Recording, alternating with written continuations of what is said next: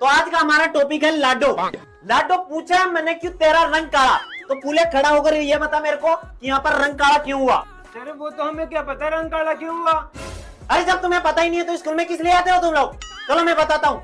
यहाँ पर कवि ये कहना चाहता है कि लाडो तेरे पीछे तावड़ा में हांड हांड हुआ मेरा रंग काला। अरे राम राम लाडो। ट्यूशन को नोट कर लेना, ये सबसे इम्पोर्टेंट ट्यूशन है, परीक्षा में आएगा 10 नंबर में याद।